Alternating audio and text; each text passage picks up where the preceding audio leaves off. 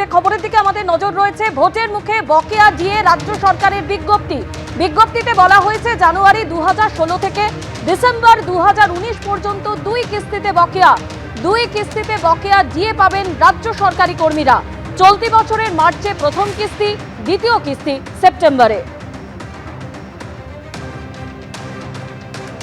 সরকার supreme কোর্টের যে অর্ডারটা পুরো ভায়োলেট করলো, এটা তো বলেনি। সুপ্রিম কোর্ট তো বলেছে ইমিডিয়েট এফেক্ট 25% দিয়ে, তারপরে ফার্স্ট ইনস্টলমেন্টটা বলেছিল 31শে মার্চের মধ্যে। আদার্স যে ইনস্টলমেন্টগুলোতে যদি সরকার দেয় সেটা পুরো সম্পূর্ণতা করতে হবে জুলাই মাসের 15 তারিখের মধ্যে।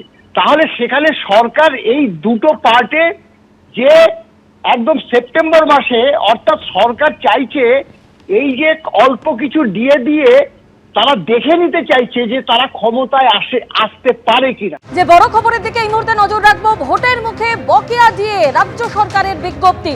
জানুয়ারি 2016 থেকে ডিসেম্বর 2019 পর্যন্ত দুই কিস্তিতে বকেয়া দিয়ে পাবেন রাজ্য সরকারি কর্মীরা। আরো বিস্তারিত জানতে সরাসরি নিউজ রুম থেকে আমাদের প্রতিনিধি অতনু হালদার এই মুহূর্তে আমাদের সঙ্গে রয়েছেন। অতনু, এর আগে দেখেছি নির্বাচনের দিন ঘোষণার ঠিক 55 মিনিট আগে মুখ্যমন্ত্রী এই ডিএ ঘোষণা করেছিলেন, আর আজ জানালেন যে কিভাবে এই ডিএ দেওয়া হবে। বিস্তারিত তোমার কাছ থেকে জানতে চাইব। দেখো, একদমই আজকে ফিনান্স ডিপার্টমেন্ট তার নোটিফিকেশনে জানিয়েছে যে এই ডিএ দেওয়া হবে এবং সুপ্রিম কোর্টের নির্দেশ মেনে এই বকেয়া ডিএ দেওয়া হবে। রোপা 2009-এর যে বকেয়া ডিএ, এই ডিএর পিরিয়ড হচ্ছে 2008 সালের এপ্রিল মাস থেকে 2019 সালের ডিসেম্বর মাস পর্যন্ত। এই সময়কালের যে বকেয়া ডিএ সেইটা দেওয়ার নির্দেশ সুপ্রিম কোর্ট দিয়েছে এবং তার ভিত্তিতে ফিনান্স ডিপার্টমেন্ট নোটিফিকেশন জারি করেছে।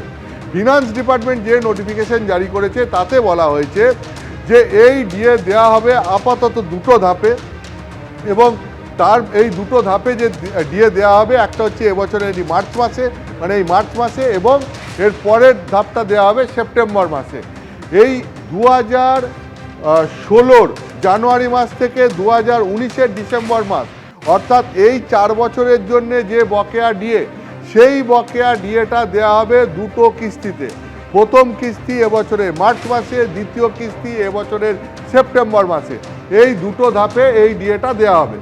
এরপরে কি? এরপরে হচ্ছে যে তাহলে বাকি রয়েছে 2008-এর এপ্রিল থেকে 2015 ডিসেম্বর পর্যন্ত বকেয়া ডিএ। সেইটা সুপ্রিম কোর্ট যে কমিটি তৈরি করে দিয়েছে, সেই কমিটির সঙ্গে রাজ্য সরকার আলোচনা করে ঠিক করবে যে সেই বকেয়া ডিএটা কবে কত কিস্তিতে দেওয়া হবে এবং সেইটা পরবর্তীকালে জানানো হবে। এটা হচ্ছে নোটিফিকেশনের একটা দিক। দ্বিতীয় দিক কি, যে এই ডিএ কারা কিভাবে পাবেন। এই ডিএ রাজ্য সরকারি কর্মচারীরা এবং যারা ওই 2008-এর এপ্রিল থেকে 2019-এর ডিসেম্বর পর্যন্ত এই সময়কালে কাজ করেছেন এবং এখন অবসর নিয়েছেন, তারা সকলেই এটা পাবেন। এর মধ্যে রাজ্য সরকারি কর্মচারীরা, শিক্ষক, শিক্ষাকর্মীরা, পুরসভার কর্মীরা, পঞ্চায়েতের কর্মীরা, অর্থাৎ এরা সবাই এই ডিএ পাবেন, এই বকেয়া ডিএ পাবেন।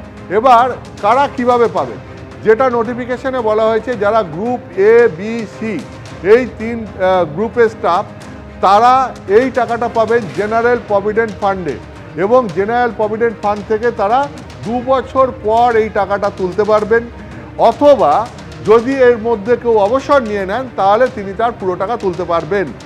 এর বাইরে গ্রুপ ডির কর্মী যারা, তাদের ব্যাংক অ্যাকাউন্টে গিয়ে সরাসরি এই টাকা পড়বে, আর যারা পেনশনভোগী তাদেরও ব্যাংক অ্যাকাউন্টে গিয়ে সরাসরি এই টাকা পড়বে।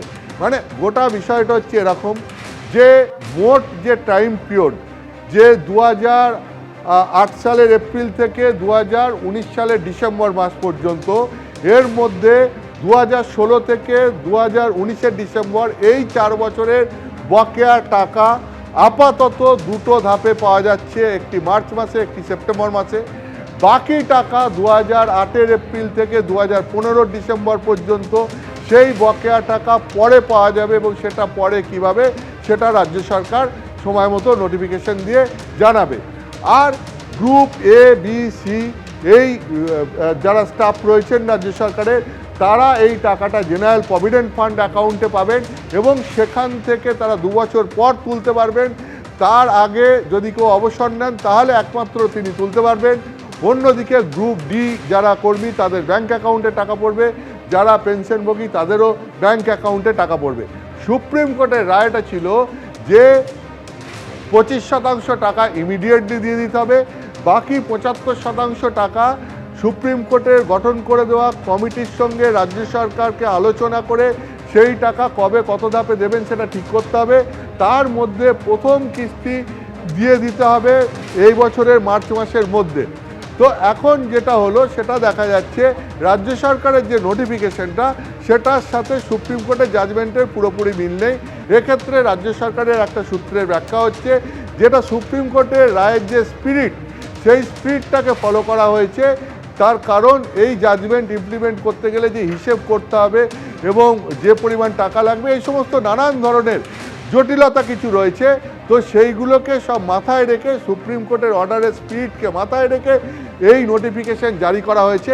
এখন এটাই দেখার যে সমস্ত কর্মচারী সংগঠনগুলি মামলা করেছিল বা যে সমস্ত কর্মচারী সংগঠনগুলো এই বকেয়া ডিএর দাবিতে দীর্ঘদিন ধরে আন্দোলন করছেন তারা এই ফিনান্স ডিপার্টমেন্টের নোটিফিকেশন সামনে আসার পর কি সিদ্ধান্ত নেন, কি প্রতিক্রিয়া দেন। অতনু, তুমি আমাদের সঙ্গে থাকো। এবিপি আনন্দ এগিয়ে থাকে, এগিয়ে রাখে।